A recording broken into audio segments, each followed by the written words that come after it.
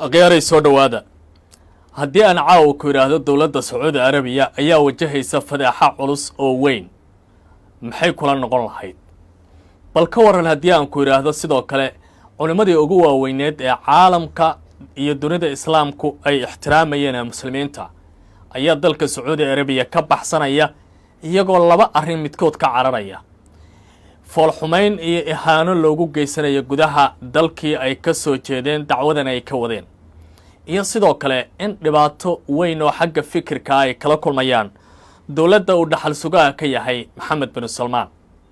waxaan ku u maleynayaa hadalkayga inaad wax badan aad iska weydiinayso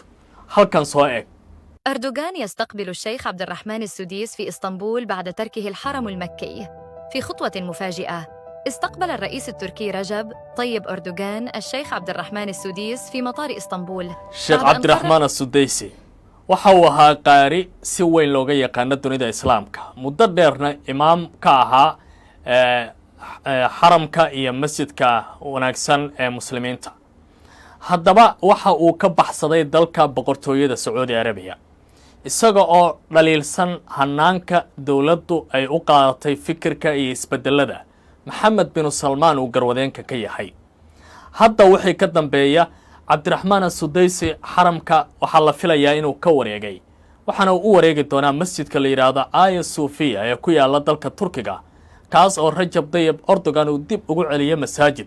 halkaasi oo madxaf taariikhi ahaan jirtay laakiin hadda noqday mid kamida masaajidda waaweyn ee muslimiinta ay ku leeyihiin dalka Turkiga isbedeladan maxay salka ku hayaan barnaamijka Barrow Show ayaad ku ogaan doontaa sidoo kale waxyaabaha aan idinla wadaagi doono waxa kamid ah koonfurta Lubnaan nolol iyo nabad ayaa ku soo noqotay dadka ayaa bilaabay guryahooda inay dib u hagaajistaan ciidamada Israa'iil meelaha qaar difaac iyo dhufaysyo ayay uga jiraan iyagoo la filaya maalmaha soo socdaba guud ahaan halkaas inay baneeyaan laakiin nidaamka Benjamin Netanyahu mar kale ayuu duqeymo bilaabay waxaana la leeyahay waxa uu ku xadgudbay xabad joojintii Mareykanku ay garwadeenka ka ahaayeen tallaabada ay qaadeen Israa'iil ma waxay noqon doonaan mid lagu ciqaabi doono barnaamijka ayaad ku ogaan doontaan arrintan dawladaha Finland iyo Sweden waxa ay si weyn dhaliilayaan dawladda Shiinaha waxna ay leeyihiin kaabayaashii dhaqaalaha ee badda hoosteeda ahaa Albania Taxtiya ayaa waxay u geysanayaan dhibaatooyin xoog leh waa dagaal siyaasadeed oo ujeedadiisu tahay bay leeyihiin in lagu curyaamiyo dhaqaalaha wadamadaasi reer galbeedku ay leeyihiin maxay tahay tallaabada wadamadaasi ka careysiisay ee uu qaaday markab Shiinaha laga leeyahay oo hadda gooshaya biyaha qaar ka mid ah wadamada Yurub qodobadaasi ayaan rabaa inaan kula wadaago iyo waliba dawladda Ruushka oo cardaadiqada ka dhigtay goobihii wax soo saarka iyo warshadaha dalka Ukraine xilli reer galbeedku ay wali Ukraine ku leeyihiin dagaalka ayaa idinkula jirnaaye sii socda waa salaysa siraya lisma oga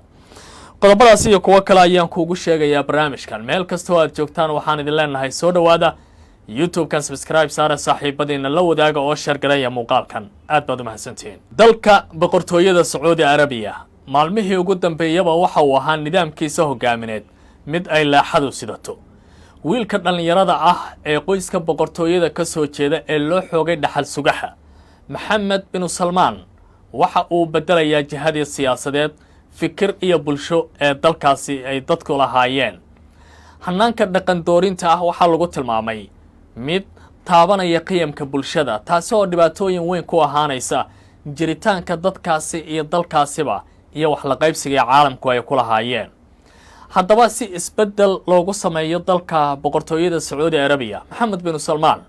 waxa uu qaaday tallaabooyin dadka qaar ay ku tilmaameen in uu taabanayo meelihii dhaqankooda uu salka u ahaa waxyaabaha uu soo kordhiyay waxa aad uga mid ahaa in dhinacii muusiga madadaalada iyo waliba goobaha ay isugu yimaadaan ragga iyo dumarka isdhexgalaya wadankaasi loo ogolaaday culimo badan oo arrimahaasi ka hor timid ayaa jeelalka la dhigay waxaana lagu tilmaamay rag si hore u fakaraya oo diidan horumarka bulshada laakiin hadda fadeexa weyn ayaa soo baxaysa dawladda wiilkayna Salmaanna waxay u muuqataa dhibaato weyn hadda dhaxday inay uga jirto muuqaalkan sidaad uga jeedaan waxa uu aad saacadihii ugu dambeeyay u dhaxfaafaya baraha bulshada gaar ahaan TikTok iyo YouTube-ka madaxweynaha dalka Turkiga Rajab Tayyip Erdogan oo dalkiisa ku soo dhaweynaya qaariga weyn ee caanka ka ah dunida Islaamka sida weyn loo tixgeliyay Cabdiraxmaan as-Sudaysi. Cabdiraxmaan as-Sudaysi waxa la leeyahay waxa uu ka cararay xaaladda hadda ka taagan Sacuudi Arabiya. xaramkii uu ka dejin jiray ayuu isaga tagay ay wararkan leeyihiin. wixii hadda ka dambeeya howshiisa dacwada waxa uu ka wadan doonaa masjidka la yiraahdo Hagia Sophia ee dalka Turkiga ku yaala oo dhawaan madaxweynaha hadda talada haya ee Turkiga Rajab Tayyip Erdogan uu dib ugu celiyay masjid iyo goob lagu cibaadeysto ay muslimiinta leeyihiin. inkasta oo arrimahan soo baxay la leeyahay fadeexad iyo dhabarjab ayay ku tahay dawladda ina Salmaan uu dhaxal sugaha ka yahay haddana uu garwadeenka ka yahaba dhibaato xoog la ay arrintan ku tahay. haddii xaaladdu ay sidan ku sii socoto waxa la isweydiinayaa ilaa iyo inta shacabka Sacuudiga ah ay aamusnaan doonaan talada boqortooyadana ay sii jiri karayso lama oga. waa su'aashaas aad u baahan in laga jawaabo. Cabdiraxmaan as-Sudaysi haddii ay dhab noqoto inuu Sacuudiga ka guuray fariinta ay u dirayso ducaadda iyo dadka ku xiran iyo boqortooyadu maxay noqon karaysaa qudheeda waa su'aal u baahan in laga jawaabo. qodobkaasi intaas haddii aan uga gudbo wadamada Finland iyo Sweden ayaa qayladaan af labadii furtay. waxa ay ka cawdeen dawladda Shiinaha oo ay ku tilmaameen in dagaal adag oo diblomaasiyadeed ay kula jirto. markii labaad muddo 2 sanadood ah kaybalo dhulka hoostiisa maraya ee badda gunteeda yaalay ayaa lagu waramayaa markab Shiinaysku ay leeyihiin inuu jiiray oo jaray tan oo dhibaato ku noqonaysa baa la leeyahay dhaqaalaha wadamadaasi. waxa la leeyahay markabkan ujeedo ayuu haddaba kaybaladaasi u jaray waxayna ay tahay dhaqaalaha wadamada NATO iyo reer galbeedka inay dhibaatooyin xoogan u geystaan. markabkan hadda waxa uu marayaa biyaha wadamada Yurub. dawladda Shiinuhu wax wara ay ka soo saartay ma jiraan. Sweden iyo Finland waxay leedahay ama ay tilmaamayaan NATO waa inay ogaadaan in gardarro weyn ay nagu socoto loona baahan yahay arrintaasi garteeda in la galo Shiinahana uu war ka yiraahdo. way saacadahay oo Shiinaha waxa uu barbar taagan yahay dalka Ruushka. madaxweynaha dalka Ruushka Vladimir Putin maanta ciidamadiisa waxa ay qaadeen tallaabooyin kale oo waaweyn. gantaalo ayaa cardaadiqada uga dhigeen warsadihii wax soo saarka ee wadanka Ukraine. dhibaatooyin xoogan ayay haddaba gantaalahaasi geysteen. inta badanna warshadihii waxa laga dhigay kuwa howlgaba.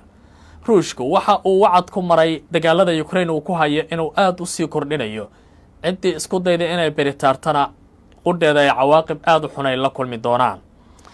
haddii aan ku sii socdo wararka caawa barnaamijka Barrow aan idin hayana waxaa sidoo kale ka sii mid noqon doona nolol ayaa ku soo noqotay koonfurta Lubnaan. dadkii ayaa bilaabay guryahooda dib in ay u hagaajiyaan. maanta Benjamin Netanyahu iyo nidaamkiisa waxa ay sameeyeen tallaabo aan aad u wanaagsanayn gudaha dalka Lubnaan. waxa ay jabiyeen xabad joojintii dhowr gantaalna waxay ku tuureen koonfurta Lubnaan. Hezbollah kama jawaabin oo waxay leeyihiin guushada baqa ayaa lagu daraa. dhibaatada Israa'iil ay geysatay waa inuu caalamka arko isla markaana dunida ay uga jawaabto. maalmaha soo socda dibadbaxyo waaweyn ayaa ka dhacaya caalamka berri oo Jimco ah, Sabtida iyo Axadda. ujeedadu waxay tahay in mujtamaca adduunka lagu cadaadiyo in la joojiyo dagaalada ka soconaya Gaza. Hamas caawa war ayay soo saareen waxaana ay ku yiraahdeen dadku aad ayay u mahadsan yihiin laakiin caadifadooda iyo dareenkooda waa inay ku qasbaan dawladaha waaweyn in nidaamka Netanyahu iyo gabadhfaladiisa wax laga qabto. waxa la filayaa qase hadda inay noqon doonto meel xabad joojin ay ka hirgasho mujtamaca adduunkana markaan uu si dhab ah halkaasi u soo wajaho. weli dhimashadii ayaa socota gantaalihiina waxay noqonayaan kuwa aad u sareeya. saaxiibayaal intaas